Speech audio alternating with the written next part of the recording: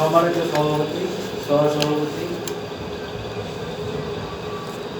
সংগ্রামী সাথী ভাই বন্ধুরা আছেন, আমার মুক্তিযোদ্ধার প্রজন্ম কমিটির সন্তান সবাই আছেন, সবার প্রতি আমার আন্তরিক ধন্যবাদ। আসসালামু আলাইকুম ওয়া রাহমাতুল্লাহি ওয়া বারাকাতুহু। আলহামদুলিল্লাহ, সবাই ভালো আছেন তো? আমাদের মুক্তিযোদ্ধার সন্তান কমিটি গঠন হয়েছে প্রায় 2 বছর পার হয়ে গেছে। 2 বছর।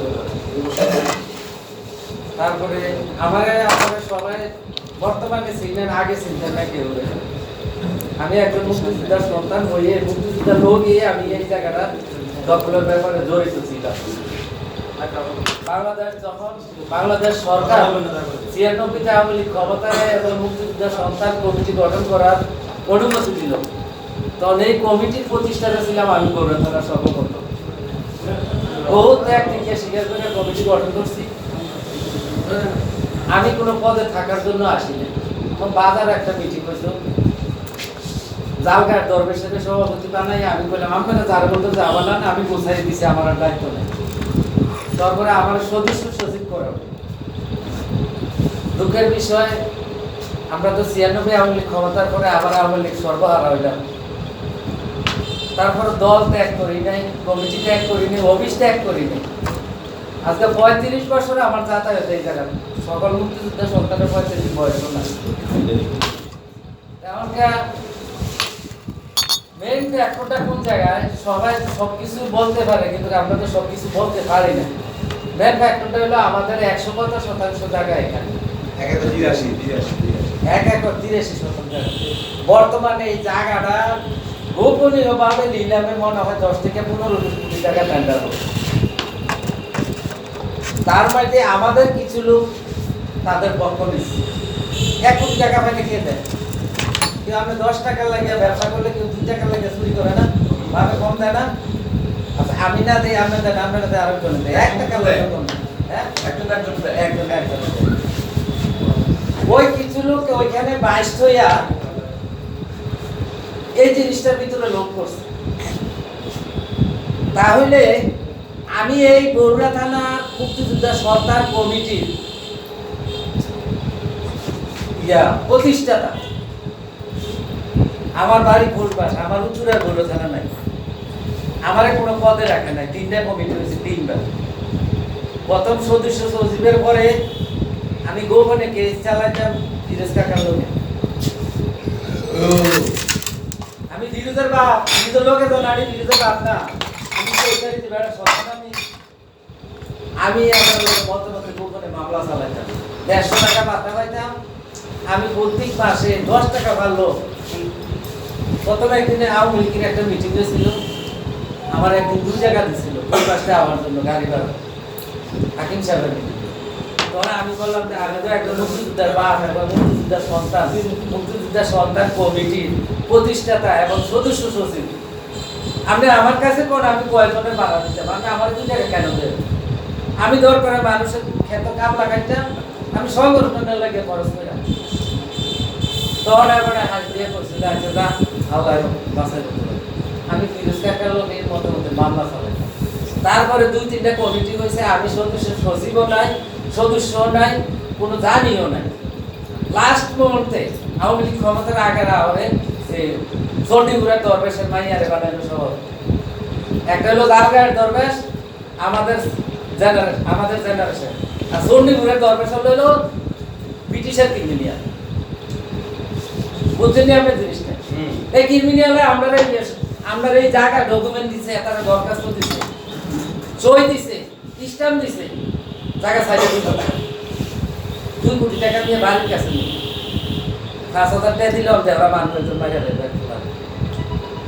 যেহেতু বিড়ি সিগারেট খায় 2 টাকা কামাই নাই, 5,000 টাকা দিলে একজন মানুষ হয়ে যাবে। আর এরা 2 কোটি টাকা পায়। আমার কথাগুলো ফলো করেন, কিন্তু বক্তৃতাটা দীর্ঘায়িত হয়ে যাবে। কথাগুলা ফলো করেন, জিনিসটা কোন জায়গায় আমাদের গাফলা হচ্ছে। 2 কোটি টাকা যদি কন্ট্যাক্ট হয়ে যায়, জায়গার দাম আছে ধরুন 20 কোটি টাকা। আমি এখন ডকুমেন্ট দেন, আমাদের 10 টাকা দেন, 20 কোটি টাকা বেচে দেবে। তারা 2 কোটি টাকা তারা লোক দেয়। চণ্ডীপুরের দরবেশ আর আমরা জেনারেশন দরবেশ ভিডিওটা করেন কিন্তু ঠিক মতো। আমি কারো নাম বলি না ভাই, সবাই আমার আমি আমি সবার চেয়ে যদিও বিভিন্ন দলের মানুষ হয়ে থাকি, কারণ সরকারে বলে যাবো না জনাব না আমি হে বাবু আমি জালিম জুলুমবাজ জয়পুর হুজুরে কয় সোনাকাতার পিসাবা কয় আর এবারে পিসাবো কয় এই দোয়াটা মসজিদের তো বাড়ি আমি তো এটা বলা দোয়া আর তাসির করছে আমাদের ইতিহাস সংগঠন গঠন করাইয়া আজ 35 বছর আমার বড়রা আনে। এখন আমার দলের লোক যদি 22 হয়ে যায় সরকারি দলের লোকে 20 কোটি টাকা, আমরা তো বাংলাদেশে কোথাও টাকা চাইছি না। আমাদের এই স্থানীয় জায়গাটা আমার বাপ ফিরোজ মিয়া বাসার আঙ্কেল ওই যে একটা আছে না আড্ডা শাহজাহান কর এটা তেরা কিন্তু এরপরে বন্ধু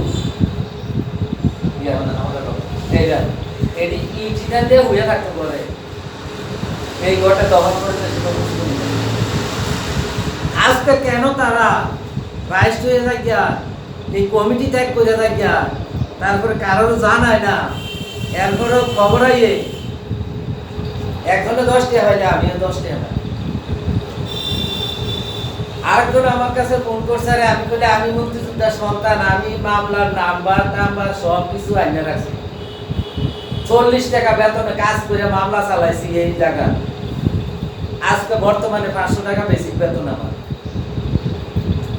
আমি মামলার কাগজ আইনে রাখছি পৃথিবীর কেউ যদি না চালা একবারে ওইলো যাই এটারে তলব করে আবার ফটো আইনা ইনশাআল্লাহ আল্লাহ রাসূল যদি হয় আছে আমরা কেউ যাই না 2 কোটির কাছে বেচা থাকে কেউ যাই না কাগজ আইনে রাখতে দিছি সামনে গেছি কাগজের লাগে আঙ্কেলের বাসা যে আমার জিনিসটা দেন আরো 3টা কমিটি গঠন হয়েছে ফিরোজ কাকার মুখে রহিম কাকা গেছে রহিম কাকার দূর দিয়ে আল্লাহ মাফ করলে উনি আমার কাগজ চুরি করে দিচ্ছে 2001 বিএনপি রাও উনি গেছে এখন আরো চণ্ডীপুরের দরবেশ আছে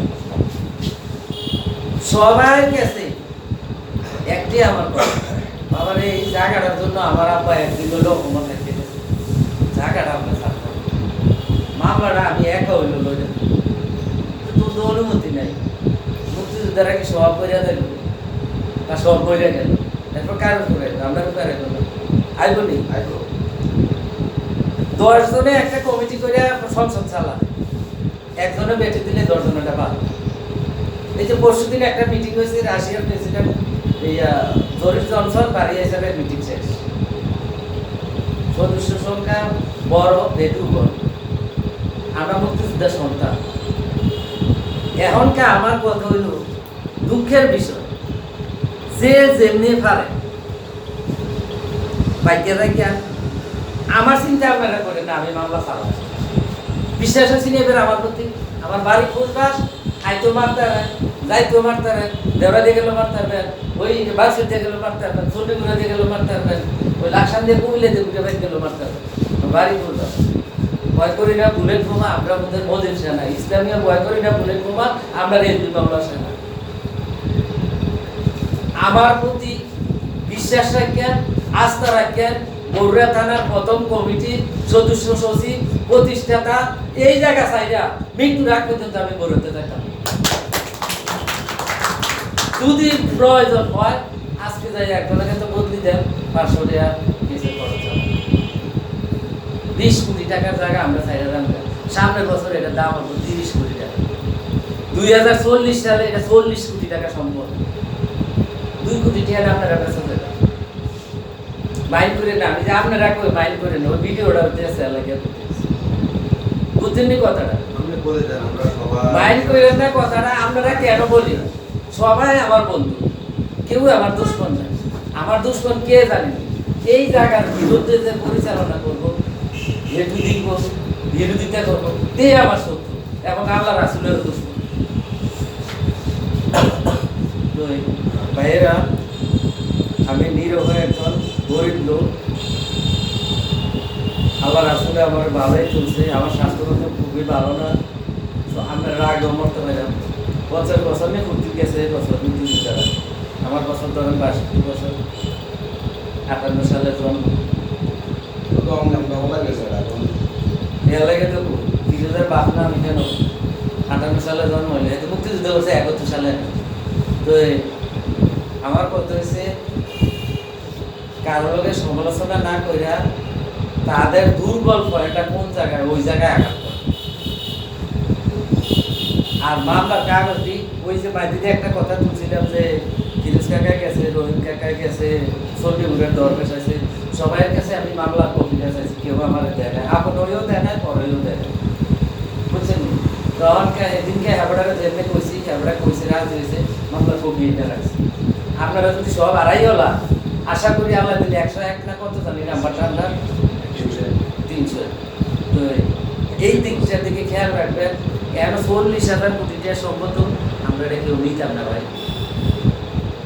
সরকার আপনার ওই সন্ডিগুড়ের দরবেশে হ্যাঁ জায়গা দিছে সোনাগান্ধার হিসাবের বাড়ির গাড়া, এটা একটা সোনাগান্ধার হিসাব চিনচিনি কোনটা আমরা হ্যাঁ জায়গা দিছে, কেন দিছে? হ্যাঁ জায়গা কিনছে 60 লাখ টাকা বিল্ডিং করে দিছে, 60 লাখ টাকা 1 কোটি 20 লাখ, এই জায়গার দাম 40 লাখ টাকা 2040 সালে 40 কোটি টাকা। সরকারে তো আপনাদের লোক দেয়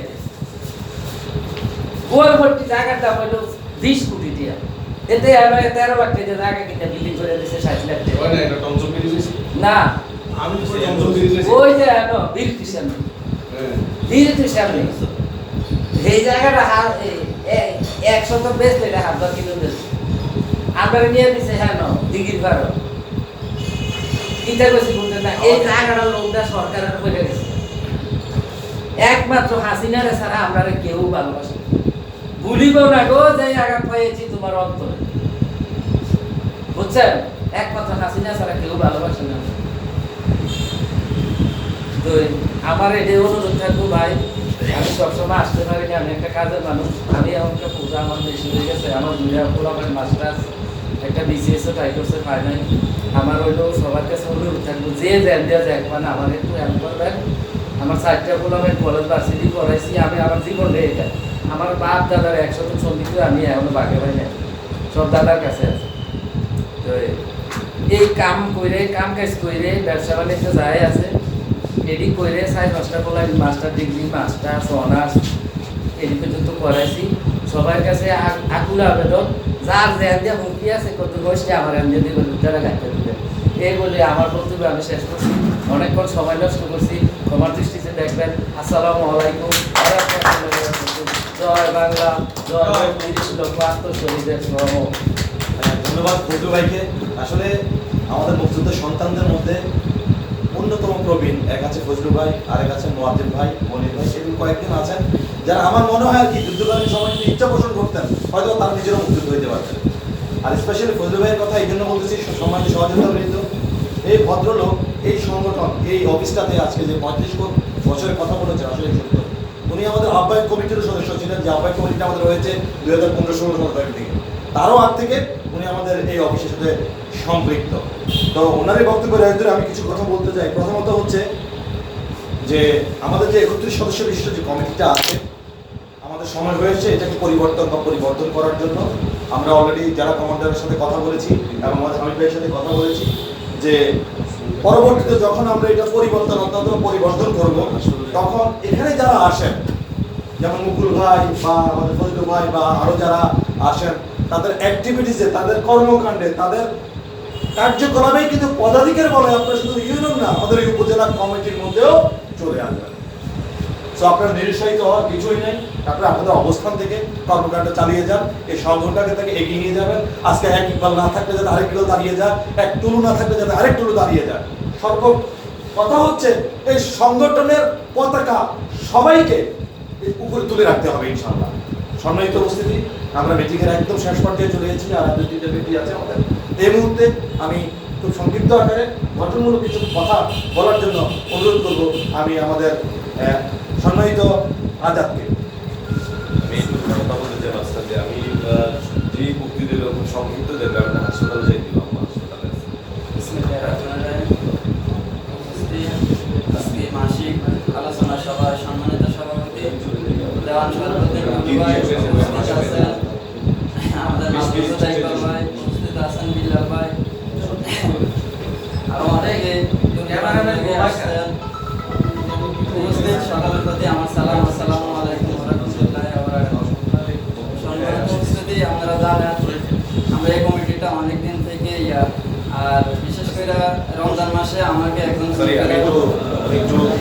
সময় নিলাম, আমি একটু হাসপাতালে গেছি। রমজান মাসে আমাকে একজন ফোন করে দাওয়াত দিয়েছে। নাসির ভাই তার সরাসরি পাশাপাশি এসে আমি সাথে সাথে মনে করেন বড় ভাইয়ের জানাইছি যে ভাই আপনারা যাইবেন নি। আপনার বক্তব্যটা দিয়ে দেন। না বক্তব্য আর কি আপনারা যেটা বলেন এটাই। না, আপনি বক্তব্যটা দিয়ে দেন না, বলেন। হয় না, হয় না। হয়, হয়, এদিকে শুনেন, হয়, হয়। কে কয় হয় না? আসতেছি আপনার সাথে সাথে সভাপতি যাইব। দায়িত্ব দিয়ে থাকবেন সাথে সাথে যাইব। নাসির ভাই তো আছে। নাসিরের সব রমজান মাসেও আমাকে একজনে রমজানের দাওয়াত শুনেন, দিয়েছে। কথাটা শুনেন। হ্যাঁ, তার সাথে সাথে আমি টুলু ভাইয়ের জানাইছি যে টুলু ভাই আপনারা ওনার বাসায় যাবেন কিনা। বাসার আঙ্কেলও দিয়েছে, আমার বলছে যে অনেকে অনেকে দাওয়াত দিয়েছে। তো এই আমি টুলু ভাইয়ের জানাইছি যে আপনারা যাবেন কিনা। বলছে, না অসম্ভব, আমরা এখানে যাবেন। তো যেহেতু আমার সভাপতি যাইতো না, এখানে আমি কি আমার গ্রামের একজন সাংগঠনিক সম্পাদক বিল্লাল ভাই, আমি ওনার মতামত নিয়ে যে এখানে যাওয়া লাগে যে কোনো বিষয়ে আমি ওনারে ফোন দিই। উনি যেটা বলে আমি এটাই করি। আর বিশেষ করে সভাপতি আছে নাজমুল ইকবাল ভাই আছে, উনি একদিন ওনার বক্তব্য বলেছিলেন যে আমরা শুধু মুক্তিযোদ্ধার সন্তান না, আমরা হচ্ছি রাজার ঘরের রাজা। তো আমি এই বিষয়গুলো এই কথাগুলো মাঝে মধ্যে শুইতে বা ঘুমাইতে চিন্তা করি যে তারা শত্রু হয়েছে একজন, আমরা যদি ওনার সাথে বুঝা চলতাম না হারি এই যুগে এই গরুরাতে, তাহলে আমরা কিসের মুক্তিযোদ্ধা শিখতাম। তার ভাই একদিন একটা কথা বলছিল যে আপনি গরুরাতে আসলে যদি আপনার এই 1 কাপ চা দেয়, আর আপনি যদি সম্মানের সহিত 10 কাপ চা পায়, তো 10 কাপ চা দিয়ে তো আপনার গোসল হয়ে যায়, তাহলে আপনি 1 কাপ চায়ের মূল্য কিটা। তাহলে আমাকে বিশেষভাবে বলে এই মুকুল ভাই বলছে যে কথা, অফিসে যাইবা কি লাভ, অফিসে গেলে কি, অফিসে গেলে যে না গেলে বাতা তো আমরা ঠিক, আমরা কি বাতার লাগে অফিস হয়। আমরা যে সম্মান, আমরা এই যে ওহিদ ভাই বলছে যে আমরা এর চেয়ে আর গুরুত্বপূর্ণ কথা কি হইতে পারে, যে বলছে যে উনি মন্ত্রীর সাথে, আমরা মুক্তিযোদ্ধার সন্তান, উনি মন্ত্রীর সাথে ইয়ে আছে, সম্পর্ক আছে, তাহলে আমরা এর চেয়ে সম্মান আর হইতেই পারে না। তাহলে আমাদের ইউনিয়নে আমাদের প্রাথমিক বিদ্যালয়ে যাই ওই যার কথা বলছিল আপনারা জানেন, উনি যাই বড় বড় কথা বলছিল যে আমাদের প্রাথমিক বিদ্যালয়ে একটা মিটিং হয়েছিল, তো ওইখানে যাই বলছে যে এই করে এলাম সেই করে এলাম। আসলে যারা শত্রুতামি করে তারাই বড় বড় কথা বলে। তো আমরা 2001 সালে 1971 কি যুদ্ধ হয়েছে, 2001 সালে নির্বাচনে আমরা মনে করেন আমার আব্বা সহ অনেক দুঃখের বিষয়, আমরা আমার আব্বারে ভোরা বাজার মাছ নিয়ে ঘুরে পোলায় কি বললাম আমরা, তারপরে আমরা মানে আমলিগের ইয়া ছাড়ি, আমলিগের হাত ছাড়ি না, এখন আমরা আমলিগের মধ্যে আছি। বিএনপি আসার পরও আমাদের মধ্যে যে শত্রুতামি, আমি কৃষিকাজ করি তারপরও আমার মধ্যে শত্রুতামি আছে। আর এই সংগঠন নিয়ে আমার অনেকে অনেক কথা বলে, আমি কোনো তারার কথা ধরি না, আমি জাস্ট শেয়ার করি। আমার সভাপতি আছে, নাজমুল ভাই আছে, তারা যেটা বলে আমি এটাই করি। আমি মনে করি যে শত্রু থাকবে, শত্রু থাকাকালীন আমরা যে শত্রু কথা মতন ঘরে বসে থাকবো তা কোনো কথা না। আপনারা যে কোনো মুহূর্তে ফোন দিবেন, কেমনে আশা লাগে, কিভাবে আশা লাগে, রাতে 12টা বাজলো আমি আজাব কেউ অবশ্যই উপস্থিত থাকবো। এই বলে আমি আমার সংক্ষিপ্ত আলোচনা শেষ করছি। জয় বাংলা, জয় বাংলা। আমাদের একটি সদস্য সংগঠন যে আছে বা যারা আমরা এখানে আসি, আপনারা শুনলে অবাক হবেন, অবগত হওয়া উচিত যে আমাদের মুক্তিযুদ্ধ অফিসের 2 জন সন্তান অন্যরকম ভাবে সংসারে এই অফিসের নিবেদিত প্রাণ। একটা হচ্ছে আজাদ আর আরেকটা হচ্ছে আমাদের আমরা যে বিদেশ চলে গিয়েছে। এই 2টা ছেলে, এই 2টা সদস্য, এই 2টা আমার ভাই এই অফিসের জন্য দিন রাত পরিশ্রম করে যাচ্ছে। তো তাদের তাই আমরা কোনোভাবে দিতে পারবো না, শুধু বলতেই পারছি। তো এই মুহূর্তে বক্তব্য রাখার জন্য আমি অনুরোধ করবো আমাদের বড় মুক্তিযোদ্ধা সন্তান কমান্ডের সম্মানিত সহসভাপতি বীর মুক্তিযোদ্ধা ফিরোজ সাহেবের অন্যতম বড় ছেলে জনাব তারেক ভাই।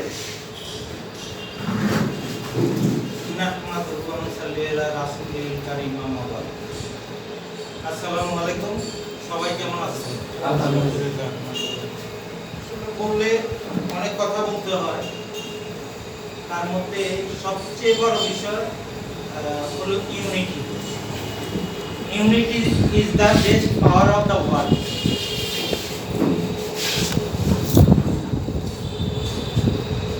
Some if can do it, yes I can do it. কেউ না কেউ যদি পারে তাহলে আমিও পারব, কিন্তু এই পারা থেকে আমরা পিছিয়ে যাই। কেমন ভাবে পিছাই? যেমন গ্রাম্য একটা প্রবাদ আছে দরবারে আমার বাবার গালের মধ্যে ছটফট করে যখন জুতাটা গিয়ে পড়ছে, আমি তখন মান সম্মান নিয়ে ভাগিয়ে আসছিলাম। সেরকম আমরা বিপদ দেখলে, সামান্যতম বিপদ দেখলে আমরা যে মুক্তিযোদ্ধার সন্তান, আমরা যে একটা ইউনিটি, আমরা যে একটা টিম, এই জিনিসটা আমরা ভুলে যাই। কিছু প্রভাব প্রতিপত্তির কাছে আমরা ভয়ে হিমশিম, সত্য কথাও মুখে দিয়ে আসে না। দুঃখজনক, লজ্জাজনক বিষয়। পুরা আমার একটা বাড়ি, উকিল আছে, সুশীল সমাজ আছে, পুলিশ আছে, বিভিন্ন শ্রেণীর পেশার মানুষ আছে আমার বাড়িতে, এবং হাই কোয়ালিটি। আমি তাদের সাথে একাই লড়ে যাচ্ছি, আমার গ্রামের ঈদগাহ আমি একাই লড়ে যাচ্ছি। এখন বিষয়টা হলো, আমার জন্য আপত্তিজনক এবং ন্যাক্কারজনক, দুঃখজনক কথা বলা হয়েছে। যখন তাদেরকে জিজ্ঞাসা করছি, বলছে অমুকের কাছে শুনেন, অমুকের জিজ্ঞাসা করি অমুকের কাছে শুনেন। লজ্জা আসলে কয়টির কাছে শুনেন।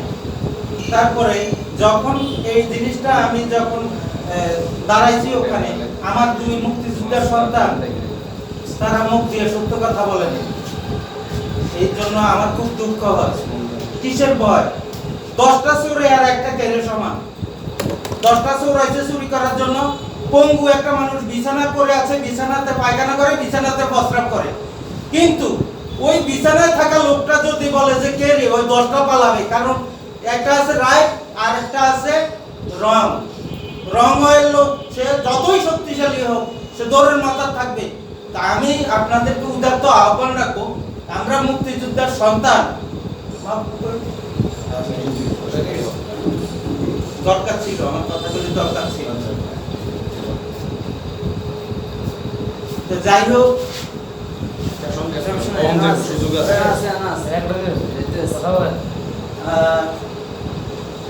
বিষয়গুলি আসলেই অত্যন্ত লজ্জাজনক এবং দুঃখজনক বিষয়। আমরা এক মুক্তিযুদ্ধের ভাইয়ের বিপদ হয়েছে, আমরা যদি দৌড়াইয়া ওর সাথে না যাই, তাহলে কিসের টিম, কিসের সংগঠন? আমাদের আড্ডাতে একটা প্রবলেম ছিল না, আড্ডাতে আমাদের এক মুক্তিযোদ্ধার গায়ে আঘাত করছিল। প্লিজ কাইন্ডলি কেউ কথা বলেন না। হয়তো একটা কথা, হয়তো আমার ভুল হইতেও পারে, বা আমার কেউ শুধরাই দিলে আমি তাকে বন্ধুই ভাববো। কারণ আমি ফেরেশতা না, আমি মানুষ, আমারও ভুল থাকতে পারে। দোষে গুণে মানুষ, যার কর্ম আছে তার ভুল আছে, আর যার কর্ম নাই তার ভুল নাই। যার আলোচনা আছে, সমালোচনা আছে। Negative think negative result, positive think positive result. আমি যদি নেগেটিভ চিন্তা করি, তাহলে কখনোই আমি পজিটিভ রেজাল্টের আশা করতে পারি না। আমি লাগাইছি তেঁতুল গাছ, আর যদি কিয়ামত পর্যন্ত বলি আল্লাহ আমাকে এই গাছে কাঁঠাল খাওয়া, ওখান থেকে কাঁঠাল আসবে না, তেঁতুলি আসবে, যত বীজ তত ফলন। আসলে আমরা যেমন কর্ম করব তেমনই ফল পাবো। আমাকে গত 26শে মার্চের প্রোগ্রামে মনে হয় এমপি সাহেব এবং আমাদের মাননীয় চেয়ারম্যান মহোদয় একই টেবিলে বসছিলেন। এই সুযোগটা আমরা আসলে দেখি নাই, তারপরেও ভালো লাগছিল, ইতিবাচক। কিন্তু বক্তব্যের শুরুতে একটা কেমন জানি একটা হিংসা প্রতিহিংসার মতো অবস্থা হয়ে গেল। কিন্তু দুজনই আমাদের একই দলের, এক নৌকারই মাত্র, নৌকারই লোক দুজন। এবং যাই হোক, আমাকে আমান ভাই দেখলাম প্রফেসর দিল, ঢুকে গেল। আর তখন আমাদের রাশেদ সাহেব ইউনু সাহেবের দায়িত্ব পালন করছেন, এবং একটা মানুষ ছিলেন, উনি যখন ইউনু সাহেবের দায়িত্ব পালন করছেন, অরিজিনাল ইউনু থেকে উনি ওনার যে কার্যকালটা উনি আরো ভালোভাবে চালানোর চেষ্টা করবেন। কারণ এখান থেকে উনি হয়ে যাবেন ডিসি, হতে পারেন টিউনো, হতে পারেন সচিব। ওনার এই কর্মদক্ষতার উপরে কিন্তু নির্ভর করবে ওনার কেরিয়ার। যার কারণে ওখানে উনি পুলিশ প্রশাসনকে কঠোর নির্দেশ দিচ্ছেন যে যখনই ভিতর ঢুকছে, দুইজনই আছেন আমাদের এমপি মহোদয় এবং চেয়ারম্যান মহোদয়, বাইরে কিন্তু উশৃঙ্খল মানে আচরণ, যে জিনিসটা কখনোই কাম্য ছিল না। এই উশৃঙ্খল আচরণের কারণে রাশেদ সাহেব অর্ডার দিলেন যে এখানে যেন একটা লোক প্রবেশ না করতে পারে। ভাগ্যিস আমার দুর্ভাগ্য বলেন, আর ওখানে টোকেনদারি লোকগুলি ঢুকছিল। তো যাই হোক, আমরা আইনের প্রতি শ্রদ্ধাশীল। আমি যখন ঢুকতে গেলাম তখন আমাকে বাধা দেওয়া হইল, করছি আমি ভাইস প্রেসিডেন্ট, তারপরও যেখানে নির্দেশ আছে যে মানে টোকেন ব্যতীত কোনো লোক ঢুকবে না, তা আমার টোকেন নিয়ে তো আমার মা ঢুকে গেছে, তা আমার তো প্রশ্নই আসে না। আমি একটা কাজে আসছিলাম, তো ওই বাইন্ডিংসে আমি পড়ে গেলাম। আমি বাইরে সময় কাটাইছি এবং বাইরের পরিস্থিতিটা সম্পূর্ণভাবে অবজার্ভ করতে পারছি। আর ওসি সাহেবের উপরে যে ইনস্ট্রাকশনটা ছিল, আমি যাকে ইন্ডিকেট করব এবং যাকে দেখাই দিব গুলি করব। রাশেদ সাহেবের এরকম কড়াকড়ি নির্দেশ ছিল, আর এটাই মানে যথোপযুক্ত ওনার সিদ্ধান্ত ছিল। তো যাই হোক, আনন্দ ভাই তাদের নিয়ে ঢুকে গেল। ওখান থেকে 3 জন আমাদের বক্তব্য দেওয়ার সুযোগ হলো মুক্তিযোদ্ধাদের মধ্যে। তার মধ্যে রুহুল আমিন আঙ্কেল সম্ভবত বাদ পড়েছেন। উনি এখানে অফিসে আসলেন, আমি চলে আসছি। কিছুক্ষণ থাকার পরে, আধা ঘন্টা থাকার পরে আমি চলে আসছি। উনি এখানে এসে এই রুমে আমার কোন ভাই মনে উপস্থিত ছিল। ফিরোজ মিয়ার ছেলেরাও দালাল, আমার ভাইয়ের সুখটা ছিল এইটা। আমার সাথে তো ওনার ব্যক্তিগত কোনো দ্বন্দ্ব নাই, আক্রোশ নাই, বা আমি কোনো সময় দালালি করি নাই। পারতপক্ষে সময় দিছি, আমার বাবাও সময় দিছি এই অফিসের জন্য, এবং মামলা করছে, মাইক খেয়েছে, তারপরও এই অফিসের জন্য আমিও শ্রম দিচ্ছি। এখন উপাধি পাইলাম কি দালাল। এখন এক ইমাম সাহেব এই ফজর রোজ বানাইতেছে, আরেক সূরায় আগাটা দিয়ে আগে তো সিনকেটটা ঢুকতো, সাবু দিয়ে সিনকেটটা কিন্তু ভিতরে ঢুকতো। তো আরেক সূরায় গায়ের ইয়া ধোয় আর কি, মাটিগুলি ধোয়। ইমাম সাহেব ভাবতেছে ও মনে হয় ফজর রোজ বানাইতেছে, আর সূরাটা ভাবতেছে ও মনে হয় আমার মতো চোর রাত্রে শুরু করছে এবং গায়ের মাটি ধোয়। আসলে যার দৃষ্টিভঙ্গি যেমন, তার চিন্তা ভাবনা তেমন, পৃথিবীর সমস্ত পৃথিবীর মানুষকে তারই মতো মনে হবে। Attitude is very good, very highly thing. Attitude অত্যন্ত গুরুত্বপূর্ণ বিষয়। অ্যাটিটিউড মানুষের দৃষ্টিভঙ্গি। আপনি যদি অপরিচিত জায়গায় আপনার বোনকে হাতে ধরে নিয়ে হাঁটে, কেউ ভাববে যে ওয়াইফ হতে পারে, কেউ ভাববে যে ওনার বোন হতে পারে, কেউ ভাববে তালতো বোন হতে পারে, কেউ ভাববে ডার্লিং হতে পারে। মানে 200 লোক দেখলে 400 রকমের দৃষ্টিভঙ্গি হবে, 400 রকমের চিন্তা হবে। এখন আমার কথা হলো, আমরা পজিটিভ থিঙ্ক না করে নেগেটিভ থিঙ্কটা করলে আমার লাভটা কি, উপকারটা কি আমার? আমি যে কোনো জিনিসে আমি ওনার কথা কোনো উত্তর দিলাম না, আমার ভাইয়ের কথা কোনো উত্তর না দিয়ে আমি চুপ রইলাম। নাজমুল ভাইকে জানাইলাম আর টুলু ভাইকে জানাইলাম বিষয়টা। একদিন আমাকে ফোন দিলেন জহির মামা। জহির মামা ফোন দিয়ে বলতেছেন, মামা এই বিষয় আমরা একটা নতুন কমিটি গঠন করতে চাইতেছি, আপনাকে তো আমি খুব ভালোবাসি, এবং এই লোক ইসমাইল ভাইয়ের নাম আসলো, আহমদ ভাইয়ের নাম আসলো। আমি বললাম যে আমাদের পূর্বের কমিটির কি সমস্যা, আপনি তো ওখানকারও একটা মেন দায়িত্বে আছেন। তারপরে উনি এইটা সেটা তাল বাহানা না, এটা তো আসলে আমরা নতুনভাবে করতে চাইতেছি, আটটার অমুক অমুক অমুক অমুক এইভাবে আমার একটু গাইডলাইন দেখাইলো। তো যতই গাইডলাইন দেখায়, আমি বললাম যে যারা এই কমিটি গঠন করতে চাইতেছে, আমাদের অপশক্তি যারা প্রতিপক্ষ, যেমন তাদের সাথে যদি আঘাত থাকে বা তাদের সাথে যদি ট্রেডিং হয়, তাদের সাথে যদি কথোপকথন হয়, তাহলে আমরা কিভাবে মিন করব বিষয়টা। তখন উনি বললেন যে উনি আমার আত্মীয়। আমি কখনো শুনি নাই। তো যাই হোক, ওই দিন আমাকে প্রকাশ করলো। তারপরে বললো যে সভাপতি নেতা হয়ে গেছে। যাই হোক, আমার সাথে পরে বললো যে আমাকে আবার কল দিব, আর ওই দিনের পর থেকে আর কল দেয়। তার মানে এখনো 10 মিনিট হয় না। ওরা আছে, লেগে আছে, ওই শক্তিটা লেগে আছে এবং থাকবে। কিন্তু আমরা যদি একজন আরেকজনকে মনে করেন, মাহবুবের বিপদ আছে, আমি যদি মনে করি যে না ও হয়েছে তাতে আমার কি, তাইলে কিন্তু ধ্বংস। একজনের হয়েছে সবাই ঝাঁপায় পড়তে হবে, এটাকে বলে ঠিক। যাই হোক, আমি আসলে অনেক কথা বললাম, আসলে এত কথা বলার ইচ্ছা ছিল না, তারপরও কেন জানি বলে ফেললাম। আমার আসলে কথা শেষ হতে চায় না, তারপরও আমি শেষ করলাম, যেহেতু টাইমেরও একটা ব্যাপার আছে। যাই হোক, আমরা আমার নাজমুল ভাই আছে, নাসির ভাই আছেন, বিল্লাল ভাই আছেন, আমরা একজন আরেকজনকে সম্মান দিই।